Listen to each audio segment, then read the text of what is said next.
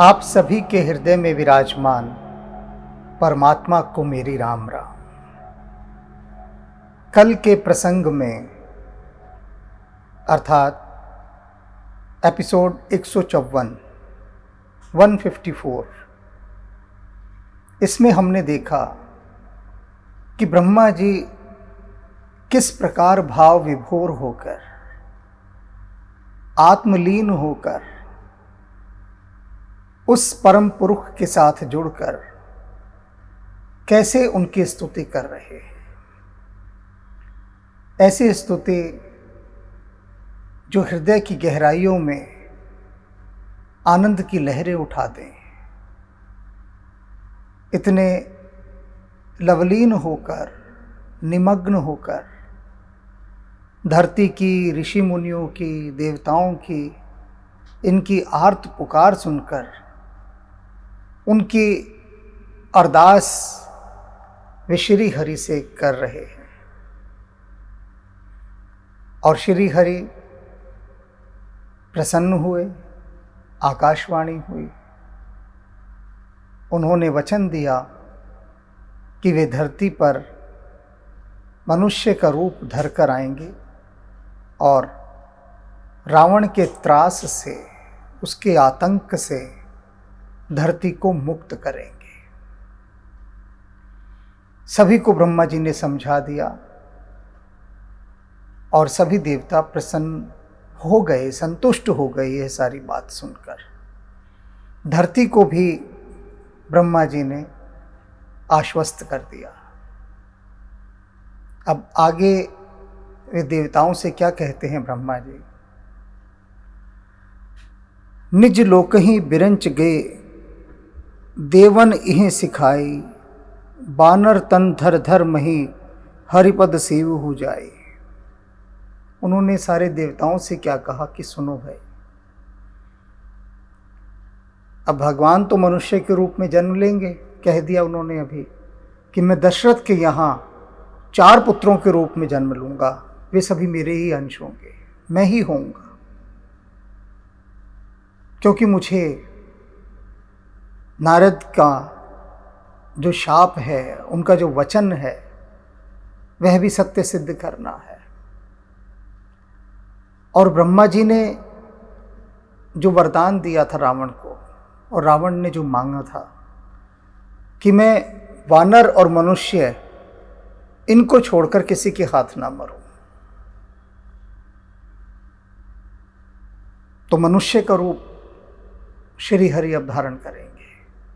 क्योंकि ये एक सबसे दुर्बल कड़ी रावण ने छोड़ दी थी, जो उसका लूज पॉइंट था। और जो कड़ी सबसे कमजोर होती है, वहीं से यात्रा आरंभ होती है फिर। तो अब रावण की उल्टी गणना आरंभ हो चुकी है। मनुष्य के रूप में श्री हरि आएंगे, लेकिन एक अन्य शाप भी दिया था नारद ने कि जब आप मनुष्य के रूप में होंगे तो उस समय ये सारे वानर ही आपकी सहायता करेंगे। तो अब वानर कहाँ से आएंगे? क्योंकि आकाशवाणी ने वानर का तो उल्लेख नहीं किया। श्री हरि ने तो कह दिया मैं आ रहा हूं, तो फिर वानर कहाँ से आएंगे? तो ऐसा करो देवताओं, तुम सब अब वानर योनि में जन्म लो जाकर, तुम सब बंदर बन जाओ। सारे जितने भी देवता तुम यहां आए हो, वानर तन धर धर मही, हरिपद सेव हो जाए। और उसके बाद भगवान जब वहां अवतरित होंगे, तब उनकी सेवा करना, तुम उनकी सेवा का सौभाग्य पाना। देवन इह सिखाई, देवताओं को यह सिखाकर निज लोक ही बिरंच गए। और ब्रह्मा जी अपने लोक को चले गए, ब्रह्मलोक को चले गए। समझा दिया उनको कि अब तुम्हारा दायित्व क्या है, तुम्हारे लिए ही तो श्री हरि मनुष्य का रूप धारण करके आ रहे हैं यहाँ पर, तो तुम्हारी कोई जिम्मेदारी नहीं बनती। तुम्हारा भी तो दायित्व है कि तुम भी कुछ करो। तो अब तुम सब इस देवलोक को छोड़ो, देवताओं का चोला छोड़ दो और मनुष्य का चोला जब भगवान धारण करके आएंगे उस समय तुम लोग वानर के रूप में उनको वहां मिलना और उनकी सेवा करना। गए देव सब निज निज धामा, भूमि सहित मन कहूं विश्रामा। सारे देवता अपने अपने लोक को लौट गए और धरती जो थी वह भी पूर्ण विश्राम में आ गई। उसे भी आश्वासन मिल गया कि अब उसका भार दूर होने वाला है। जो कछ आयस ब्रह्म दीना, हर्ष देव विलंब न कीना। ब्रह्मा जी ने जो आज्ञा दी थी देवताओं को कि भैया रे वानर बन जाओ सारे अब, तो उन्होंने विलंब न कीना, बिल्कुल भी देर नहीं लगाई। उतावली इतनी थी, उत्सुकता इतनी थी, व्याकुलता इतनी थी, भीतर का हर्ष इतना था कि श्री हरि नरदेह धारण कर कर आएंगे और हमें उनकी सेवा करनी है। तो उस सेवा का सुख प्राप्त करने की जो लालसा थी, जो आकांक्षा थी, जो तृष्णा थी, उसकी पूर्ति के लिए देवताओं ने तत्काल वानर योनि में देह धारण कर ली, जन्म ले लिया। बनचर देह धरी छित माही, धरती के ऊपर जाकर क्षिति पर वानर के रूप में जन्म लिया। अतुलित बल प्रताप तिन्ह पाई, और उन्होंने क्या पाया? अतुलित बल, प्रताप और तेज वानर के रूप में जन्म लेते ही यह सब उन्होंने प्राप्त कर लिया। साधारण वानर नहीं थे। हनुमान जी की सेना थी वे सब वानर, और स्वयं हनुमान जी क्या हैं? भगवान शिव ही तो हैं और उनके परम सेवक। तेज, प्रताप, बल, ज्ञान, गुण, इन सब के सागर, भक्ति की पराकाष्ठा। गिरु तरु नख आयुध सब वीरा, और ये वानर वीर क्या थे? इनके जो शस्त्र अस्त्र थे क्या थे? पर्वत, पेड़ और नाखून, ये इनके हथियार थे। पर्वत को भी हथियारों की तरह इस्तेमाल करते थे। पर्वतों के पत्थर और पर्वतों पर गुरिल्ला युद्ध, ऐसा युद्ध होता है पर्वतों पर, जो जानकार हैं वो भ्रमा देते हैं शत्रु को वहाँ पर, और वह भटक कर रह जाता है। उसे दिखाई नहीं पड़ता कि कहाँ से आक्रमण हो रहा है। छद्म वेश में छिपकर गुरिल्ला युद्ध किया जाता है। तो ये पर्वत ही उनके गढ़ थे, उनके किले थे वानरों के। प्रकृति ने नाखून दिए थे, वृक्ष की शाखाएं तोड़ तोड़ कर ये शस्त्र के रूप में उनका इस्तेमाल किया करते थे। हरि मार्ग चित्त वही मत धीरा, और ये वानर कैसे थे? मतिधीर थे। कोई चंचल वानर नहीं थे जो देवता अवतरित हुए, धैर्यवान वानर थे। वानर का धैर्य से क्या लेना देना? चूंकि देवता आए थे वानर का रूप धरकर, इसलिए उनकी बुद्धि स्थिर थी, धैर्यवान थे। हरि मार्ग चित्त वहीं, और उनका जो चित्त था वो हरि के, श्री हरि के मार्ग में ही लगा हुआ था। उनकी राह देख रहा था, उनकी बाट देख रहा था। बाट में बैठे थे कि कब प्रभु आए, धैर्य के साथ। गिर कानन जहाँ तह भरपूरी, रहे निज निज अनेक रुचिरूरी। यह सब रुचिर चरित्र में भाषा, अब सो सुनो जो बीच ही राखा। क्या किया इन वानरों ने कि जो जंगल थे भरे हुए सारे के सारे, उनमें अपनी सुंदर सुंदर सेनाएं सजाकर बैठ गए। सेनाएं बनाई इन्होंने वानरों ने, वहां पर वानर सेना थी ना हनुमान जी की। क्यों सजाई सेना? क्योंकि नारद जी ने कहा था कि यही वानर आपकी सहायता करेंगे। तो अब सहायता करने के लिए सेना तो बनानी ही पड़ेगी, बिना सेना की सहायता हो ही नहीं सकती। सेना में संगठन होता है, संगठन में बल होता है, और देवता अपने बल का सहयोग अपनी सेवा देने के लिए यहां पर आए थे। यह सब रुचिर चरित्रमय भाषा, यह सारा रुचिकर चरित्र, पूरी घटना मैंने बता दी। अब एक बात जो बीच में ही छूट गई थी, अब सो सुनो जो बीच ही राखा। अब वह सुनो बात जो बीच में छूट गई थी। यह इतनी सारी बात बताने के बाद भगवान शिव पार्वती से कहते हैं कि एक बात मैं बीच में छोड़ आया था, अब उसे यहां से मैं फिर से जोड़ता हूं, जो रह गई थी, तो उसे सुनो। अब सो सुनो जो बीच ही राखा, अवधपुरी रघुमनि राऊ, वेद विदित ते ही दशरथ नाऊ। कि अवधपुरी एक नगरी है, और उस नगरी में धर्म की आत्मा रखने वाला एक राजा,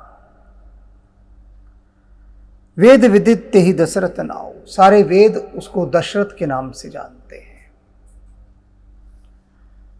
रघुकुल की मणि दशरथ, अवध के राजा, सारे वेदों में उनका गुणगान है, उनकी धर्म बुद्धि का, सत्य प्रियता का, वचनबद्धता का। धर्म धुरंधर गुण निधि ज्ञानी, कैसे हैं वे दशरथ? धर्म धुरंधर, धर्म को जानने वाले, गुणवान हैं, ज्ञानी हैं। हृदय भक्ति मति सारंग पाणी, और क्या है? भगवान विष्णु सारंग पाणी, भगवान विष्णु का एक नाम है। सारंग भगवान विष्णु के धनुष का नाम है। पाणी माने हाथ में। सारंग नाम के धनुष को धारण करने वाले अर्थात भगवान विष्णु। भगवान शिव के धनुष का नाम अजगव, अर्जुन के धनुष का नाम गांडीव, इसी प्रकार भगवान विष्णु के धनुष का नाम सारंग। तो सारंग धनुष को धारण करने वाले जो भगवान विष्णु हैं, उनकी भक्ति दशरथ के हृदय में बहती थी। मति सारंग पाणी, और जो बुद्धि थी वह भी भगवान विष्णु में ही लगी रहती थी। अब यहां है समझने वाली बात कि परमात्मा को जो ध्याया जाता है, उनका जो ध्यान किया जाता है, उनका जो सुमिरन किया जाता है, उनकी पूजा, उपासना, वंदना, स्तुति, अभ्यर्थना, जो भी कुछ परमात्मा के साथ जुड़ने का उपक्रम किया जाता है, रीति रिवाज किए जाते हैं, विधान किया जाता है, आह्वान किया जाता है, जो कुछ भी किया जाता है, यदि वह बुद्धि और हृदय दोनों के तालमेल के साथ नहीं होगा, जुड़कर नहीं होगा, तो बात आधी अधूरी रह जाएगी। आप केवल हृदय से भक्ति कर रहे हैं, और जो आपकी मति है वह अलग हो गई है हृदय से, बुद्धि अलग हो गई है, तो बुद्धि क्या करेगी? बुद्धि उस समय राक्षस की भूमिका निभाएगी कि आपके हृदय में जो भक्ति का यज्ञ हो रहा होगा ना, उस यज्ञ में आकर बीच बीच में विघ्न डालेगी, संशय के विघ्न डालेगी। इन दिनों अनेक लोग आध्यात्मिक प्रगति के लिए मुझसे सुझाव मांग रहे हैं। अब थोड़ी बाढ़ आ गई है सुझाव मांगने वालों की, और जितनी तेजी से बाढ़ आती है उतनी तेजी से उतर भी जाती है। मैं उन्हें जब कोई साधना बताता हूं कि आप ऐसे कीजिए, इस तरह से आप भक्ति कीजिए, तो ये एक अभ्यास है जो वैराग्य को जन्माएगा। जैसे भगवान कृष्ण कहते हैं बार बार कि अभ्यास और वैराग्य से ही वह सधता है। तो पहले मैं जब उन्हें किसी चीज का अभ्यास करने के लिए कहता हूं, साधना या तपस्या करने के लिए कहता हूं, अब हृदय तो उनका भक्ति करना चाह रहा है और बुद्धि बीच में आड़े आ जाती है।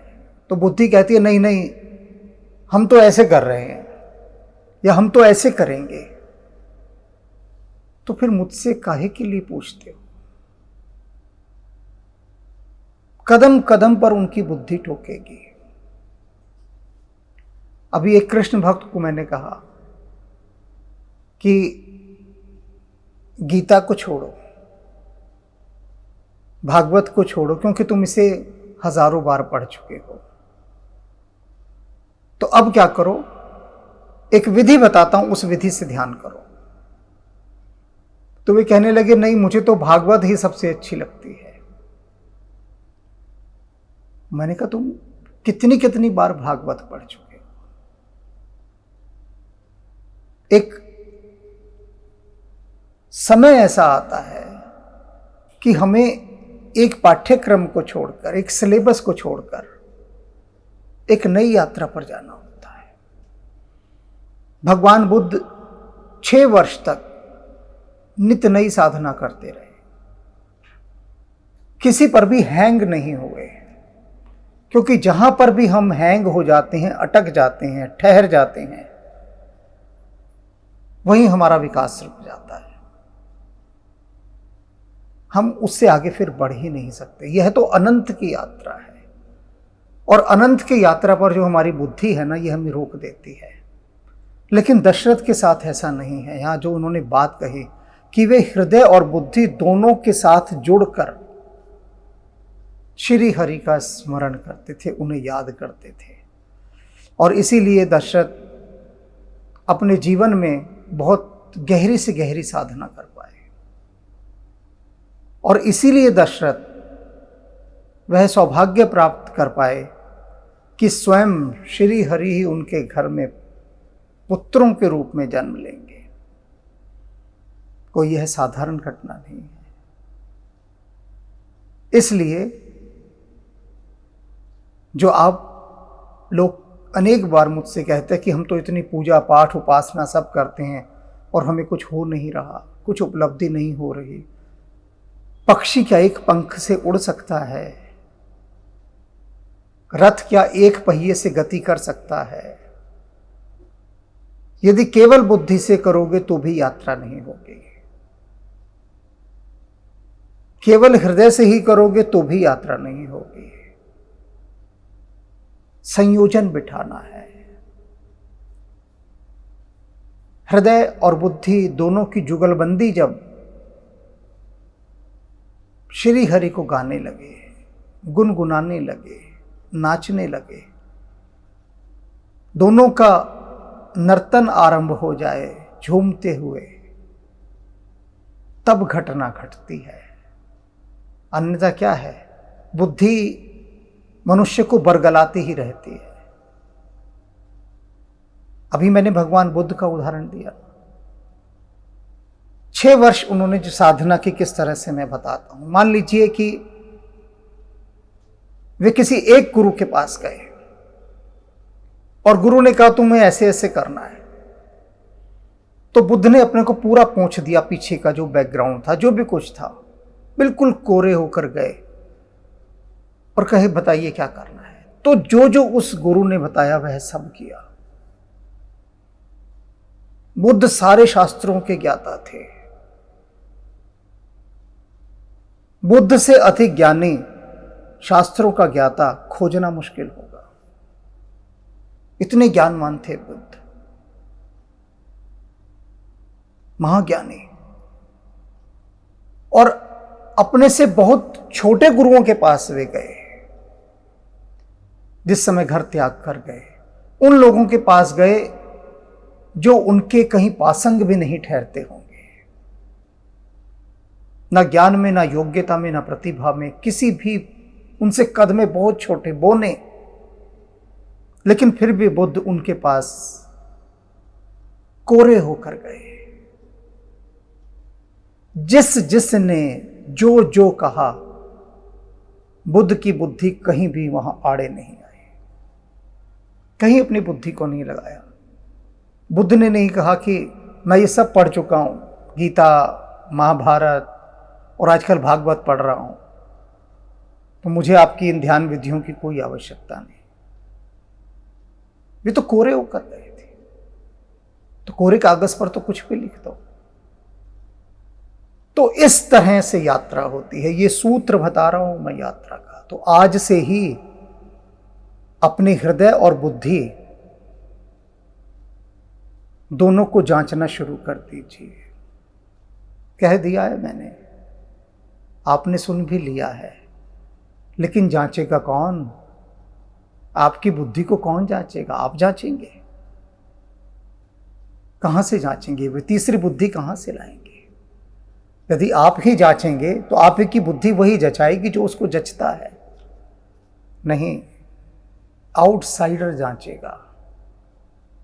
जिससे आप मार्गदर्शन मांग रहे हैं वह जांचेगा। कभी बिना आईने के माथे पर बिंदी लगाकर देखना, काजल लगाकर देखना, नहीं लगा पाओगे। खुद को सजने संवारने के लिए आईना चाहिए होता है, बिना आईने के नहीं होगा।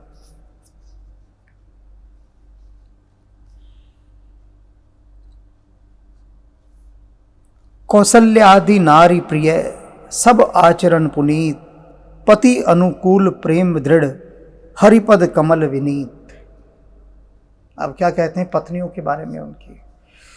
कौशल्य आदि, अन्य जितनी भी रानियां थी, प्रिय सब आचरण पुनीत, वे सभी दशरथ की बहुत प्रिय थी और उनका आचरण बहुत पवित्र था। पति अनुकूल प्रेम दृढ़, हरिपद कमल विनीत, और पति के प्रति बहुत प्रेम रखने वाली थी। और जो श्री हरि के जो चरण कमल हैं उनमें उनकी बड़ी प्रीति थी, बड़ा अनुराग था। रानियां भी भक्ति से भरी हुई, राजा भी भक्ति से भरा हुआ, पति और पत्नी सभी भक्ति की रसधार में लहराते हुए, पूरा परिवेश भक्तिमय। एक बार भूपति मन माही, भय गलानी मोरे सुत नाही। काफी समय तक दशरथ के संतान नहीं हुई, तो दशरथ जो है बहुत अधिक ग्लानि से, दुख से भरे हुए थे। अतिरेक हो गया दुख का, ओवरफ्लोइंग हो गई दुख की, पहाड़ बह बह कर गिरने लगा। मन ग्लानि से भर गया कि क्या है, इतना सब बड़ा साम्राज्य और कोई संतान नहीं। राजाओं को संतान का दुख बहुत सालता है। यदि राजा के संतान ना हो तो उसकी चिंता एक साधारण व्यक्ति से बहुत अधिक होती है, क्योंकि उसे लगता है ये कौन संभालेगा इतना बड़ा राजपाट, किसे दूं मैं। पराये को देते हुए बहुत तकलीफ होती है, बहुत कष्ट होता है। अपनी संतान को देने में आनंद होता है। मैंने अनेक साधु सन्यासी ऐसे देखे जिन्होंने जीवन में विवाह नहीं किया। उनसे जब मेरी बातचीत हुई कुछ लोगों से, तो उन्होंने मुझसे कहा, आप हमें अगर कोई 50 साल पहले मिल जाते, इस ढंग से समझाते तो शायद हम विवाह भी कर लेते। तो समस्या क्या रही उनकी? जैसे दशरथ के संतान नहीं, उन्होंने जीवन में विवाह नहीं किया, आश्रम बड़े बड़े खड़े कर लिए, बहुत बड़े बड़े आश्रम। अब है कि उसका उत्तराधिकारी कौन हो। अब इस समय वो है 80 साल के, कोई 85 साल का, कोई 90 साल का। अब चिंता, अब ध्यान इस ओर गया कि अरे किसे दें इतनी बड़ी ये संपदा, ये इतना बड़ा जो भक्ति का साम्राज्य खड़ा हो गया। हमारे जितने भी ऋषि मुनि थे प्राचीन, वे सब भी गृहस्थ सन्यासी थे। कोई एक आध दो चार होते थे जो विवाह नहीं करते थे। वे अपवाद थे, क्योंकि उनके भीतर की ऊर्जा अपने भीतर ही दोनों को समाये हुए होती थी। मैं अनेक ऐसे योगियों से भी मिला हूं जिन्होंने विवाह नहीं किया, लेकिन उनके भीतर स्त्री और पुरुष संयुक्त हो चुके हैं, वे एक ही हो गए हैं, उनको विवाह की आवश्यकता नहीं, क्योंकि भीतर का जो स्त्रैण है और पौरुष है, वह पुरुष और स्त्री एक होकर उनमें समाविष्ट हो गए। तो वे भीतर से अर्धनारीश्वर हो गए हैं, यानी वे स्वयं ही नारी भी हैं, स्वयं ही पुरुष भी हैं। किंतु वे कितने हैं? ना के बराबर, एक या दो बस।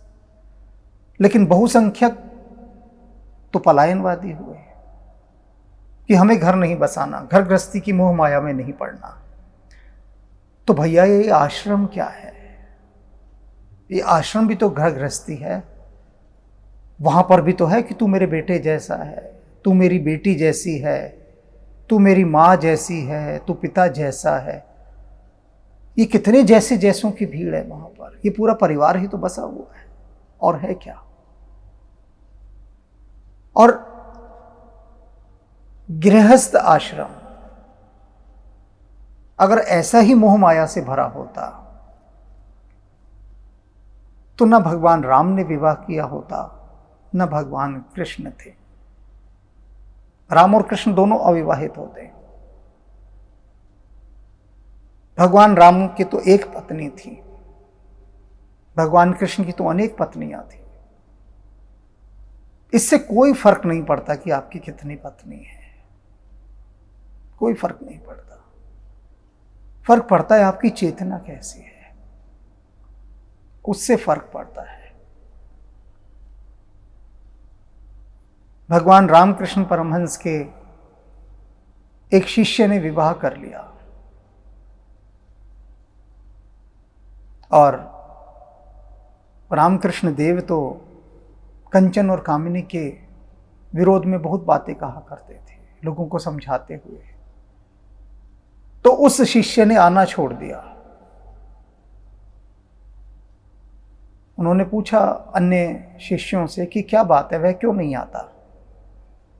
तो उन्होंने कहा कि ठाकुर, उसने स्त्री कर ली है, यानी विवाह कर लिया है, नारी का संग कर लिया, लज्जा के कारण नहीं आता, लज्जित है कि आपसे कैसे मुख मिलाए। आप सदा कंचन और कामिनी का विरोध करते हैं, वही उपदेश करते हैं। तो उसने तो कंचन और कामिनी दोनों को अपना लिया, तो इस कारण से नहीं आता।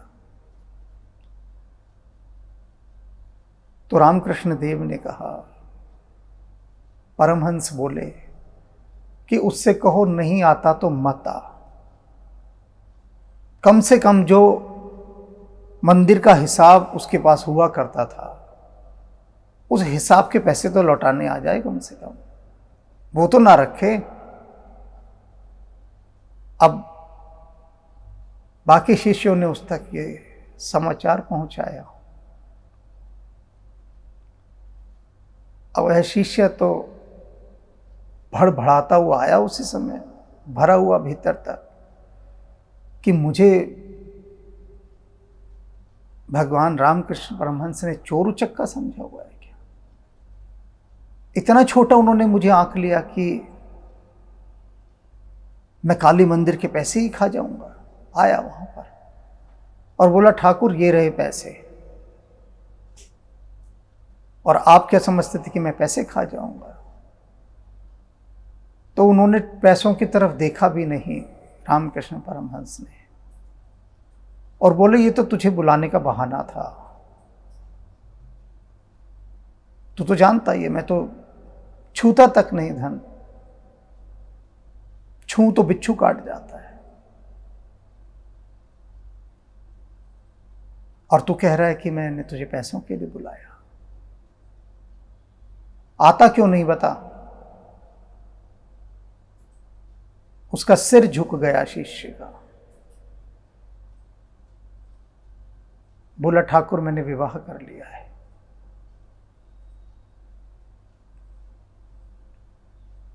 रहस्य देखिए, वे रामकृष्ण परमहंस जो कंचन और कामनी के विरोध का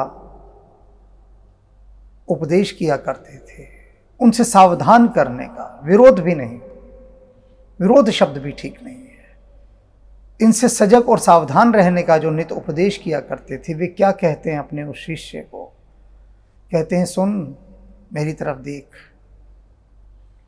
अगर यहां पर मां निवास करती है, यहां पर हरिभक्ति निवास करती है हृदय में, तो तू एक नहीं 1000 विवाह कर ले, कोई अंतर नहीं पड़ता। यहां मां जगदम्बा होनी चाहिए। तो सारी बात यहां पर है कि मन और बुद्धि दोनों संयुक्त होकर ईश्वर की स्तुति करें। और यहां पर दशरथ भी, उनकी सभी रानियां भी ईश्वर की भक्ति में लीन हैं। अब दशरथ को बड़ी ग्लानि हुई कि मेरे कोई संतान नहीं। गुर गृह गए हूं तुरंत महिपाला, और व्याकुलता में वो गुरु वशिष्ठ के पास गए दशरथ, दुख और पीड़ा से भरे हुए। चरण लाग कर विनय विशाला, और उनके चरणों में गिर गए और प्रार्थना करने लगे कि हे गुरुदेव, संतान नहीं है, मन बड़ा खिन्न है, ग्लानि से भरा हुआ है, कुछ करें गुरुदेव। और गुरु की कृपा तो अपार होती है। निज दुख सुख सब गुरु ही सुनाए, अपना सारा सुख दुख सब उन्होंने गुरु को सुना दिया, सारी बात कह दी, कुछ नहीं छिपाया। गुरु से छिपाओगे सदा घाटे में रहोगे। घाटे का सौदा है गुरु से कुछ छिपाना। उन्होंने कुछ नहीं छिपाया। कही वशिष्ठ बहुविधि समझायो, उनकी सारी बात सुनने के बाद गुरु वशिष्ठ ने दशरथ को बहुत प्रकार से समझाया, और जब समझा चुके हर प्रकार से, तो फिर क्या बोले? धर्म धीर हो ही सुतचारी, कि राजा धैर्य धारण करो, तुम्हारे 4 पुत्र होंगे।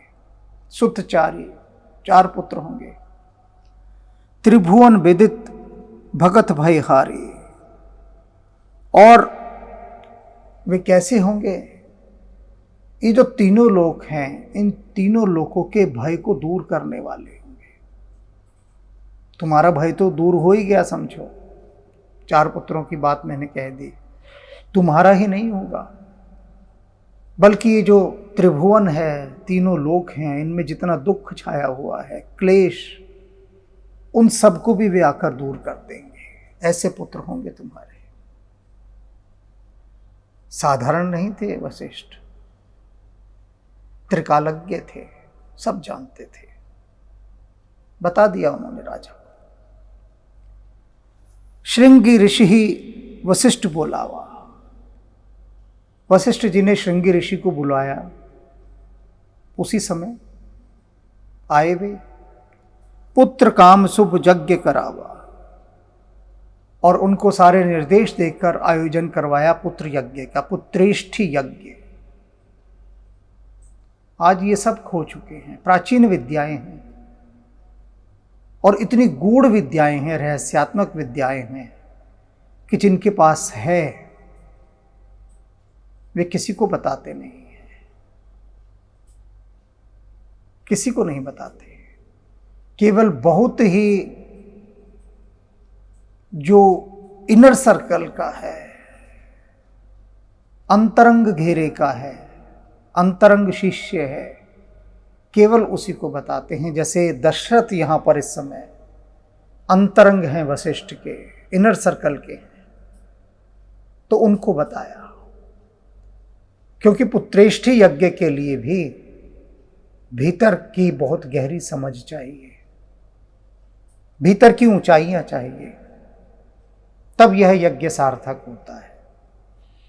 पुत्र काम शुभ यज्ञ करावा, भक्ति सहित मुनि आहुति दीनी, प्रगटे अग्नि चरु कर लीनी।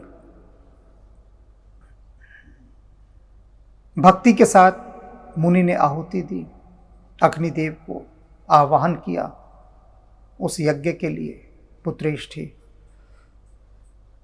प्रगटे अग्नि चरु कर लीनी, और अग्निदेव अपने हाथों में चरु को लेकर प्रकट हुए।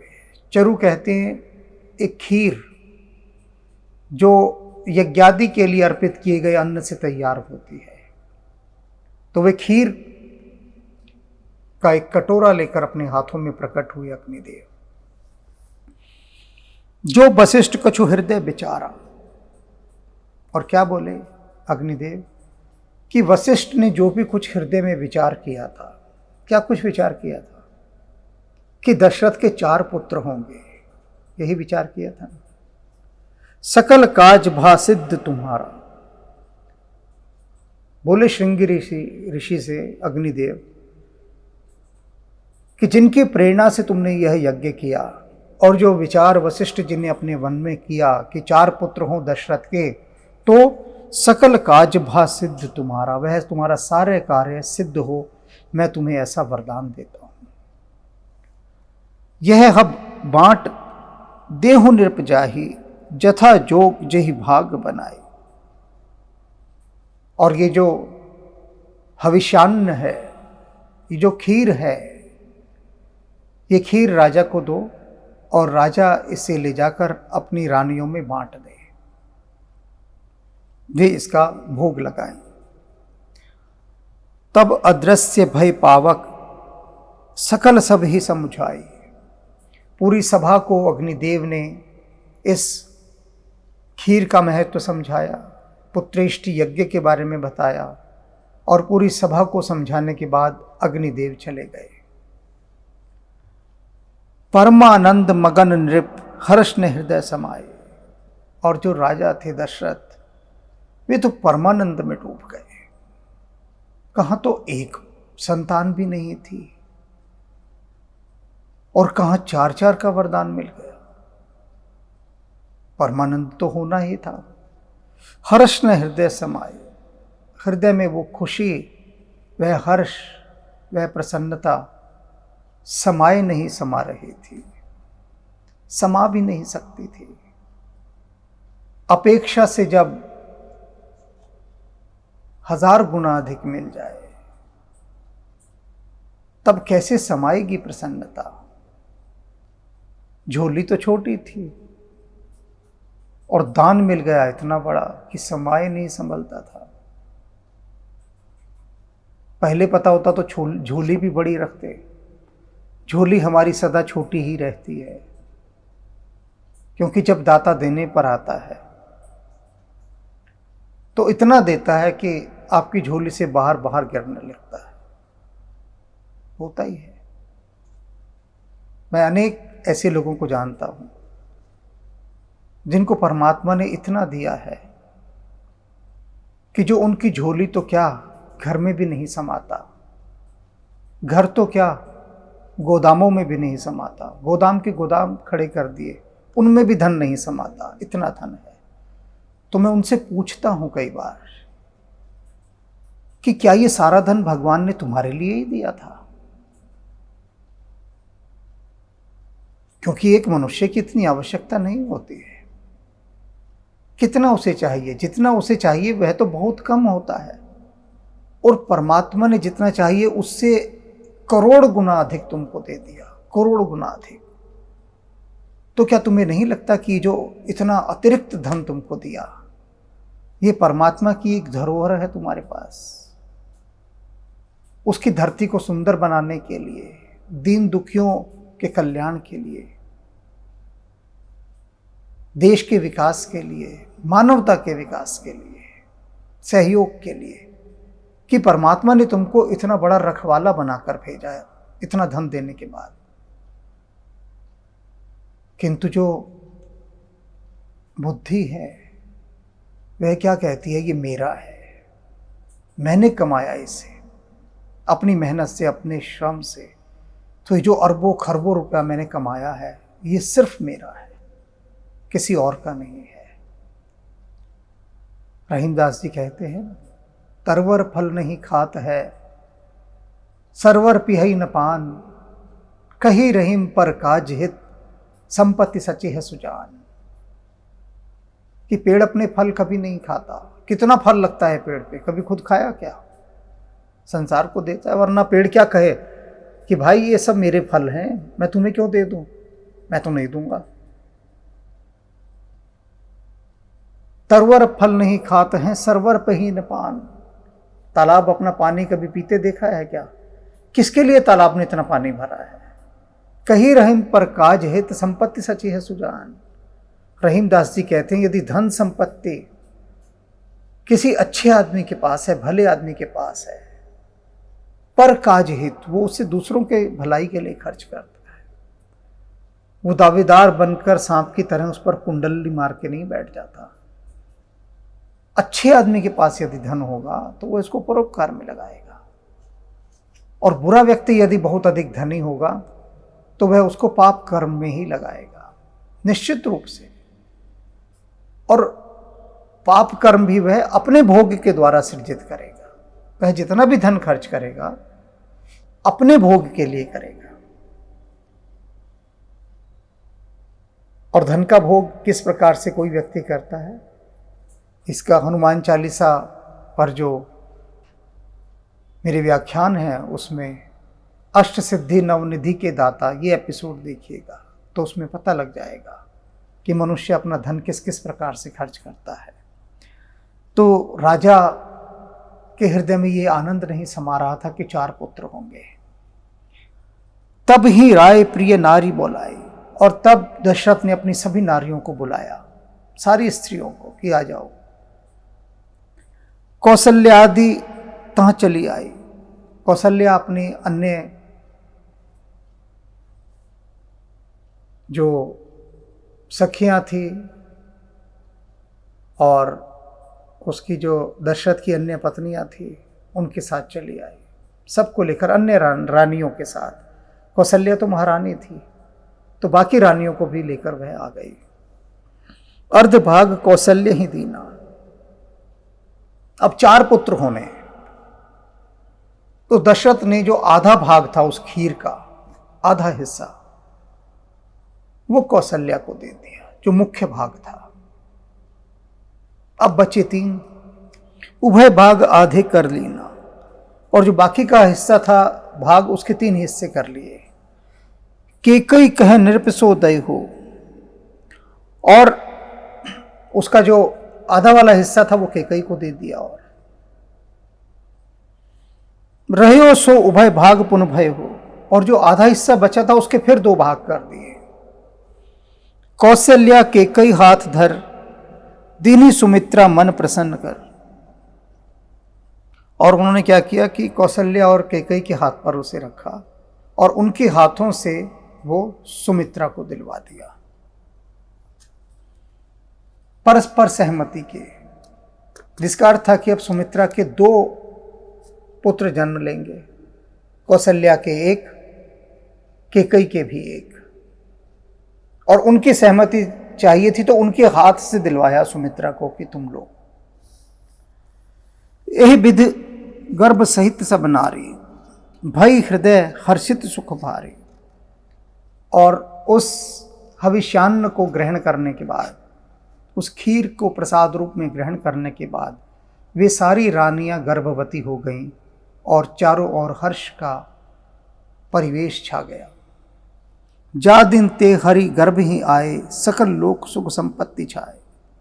और जिस दिन से भगवान उन रानियों के गर्भ में आए, उस दिन से अयोध्या में तो सुख संपत्ति ऐश्वर्य दिन दुगनी रात चौगनी उन्नति से बढ़ने लगे। जहां भगवान जन्म ले लें वहां क्या अभाव रह जाएगा? भला रह सकता है कभी? तो नहीं रहा। समृद्धि की ओर अयोध्या और बढ़ने लगी।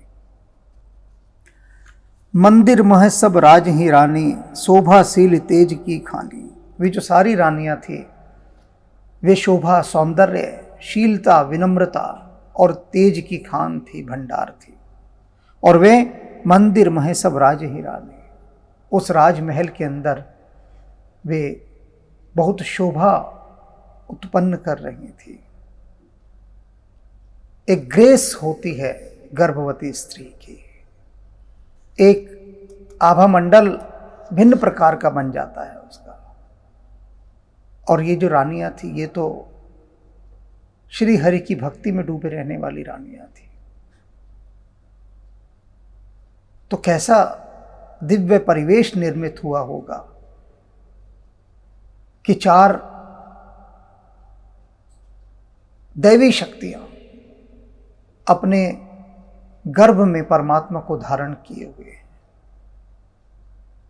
बात सोच समझ से पार की है। बस परमानंद में डूबने वाली बात है। सुखजुत कछुक काल चली गई हो, तेहि प्रभु प्रकट सो अवसर भय हो। कहते हैं इस तरह से सुख पूर्वक वो जो उनका गर्भ काल था, गर्भ धारण का काल, वो जो 9 महीने का काल था वो बीता। और अब जही प्रभु प्रकट सो अवसर भय हो, वह अवसर आ गया, वह समय आ गया जब भगवान इस धरती पर अवतरित होंगे, प्रकट होंगे, जन्म लेंगे।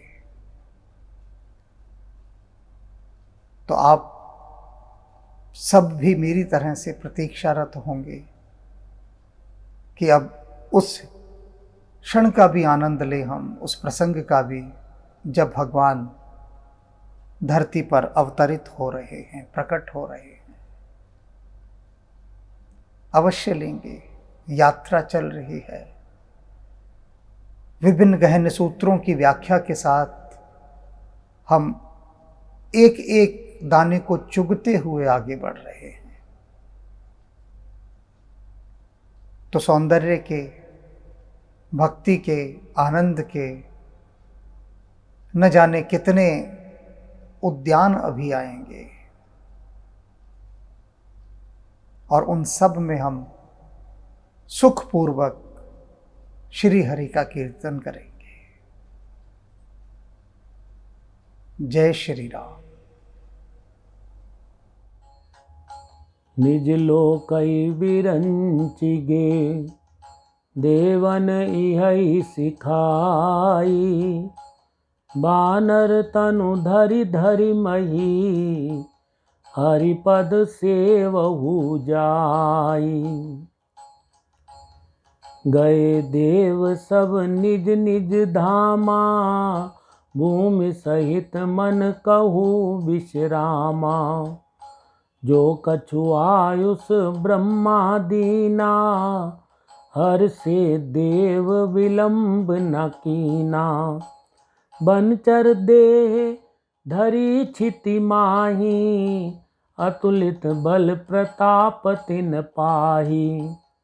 गिरि तरु नख आयुध सब बीरा, हरि मारग चितवई मति धीरा। गिरि कानन जैते भरी पूरी, रहे निज निज अनीक रचिरूरी।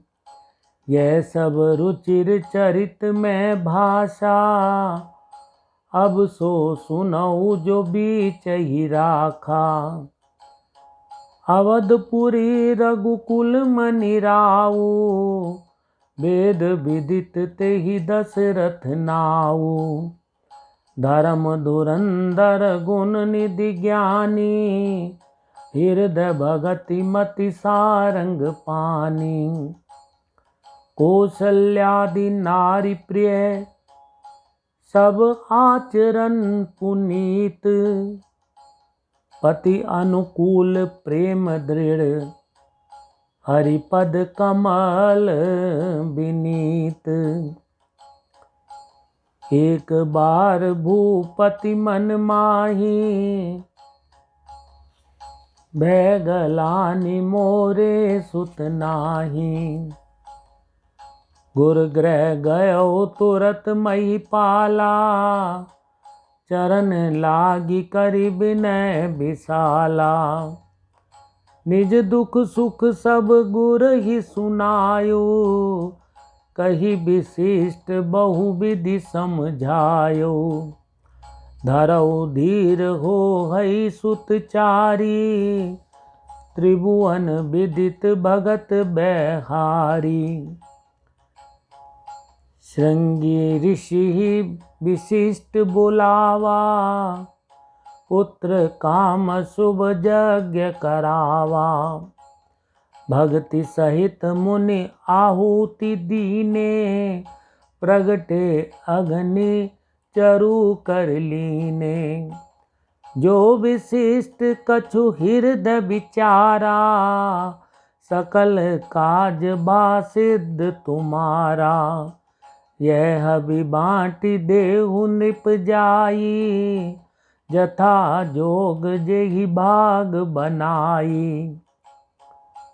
तब अदृश्य भय पावक, सकल सब ही समुझाई। परमानंद मगन नृप, हरस न हृदय समाई। तब ही राय फिर नारी बुलाई, कौशल्यादि तहाँ चली आई। अर्ध भाग कौशल्या ही दीना, उभय भाग आदे कर कीना।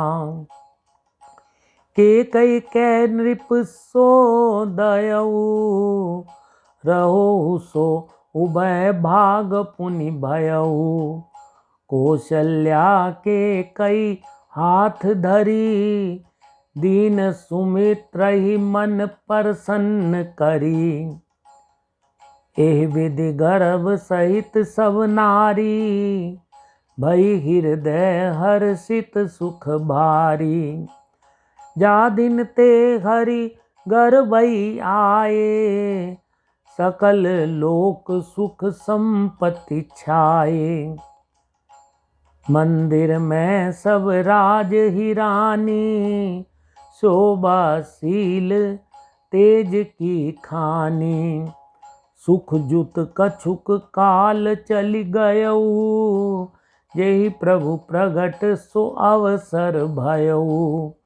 जेहि प्रभु प्रगट सो अवसर भयऊ।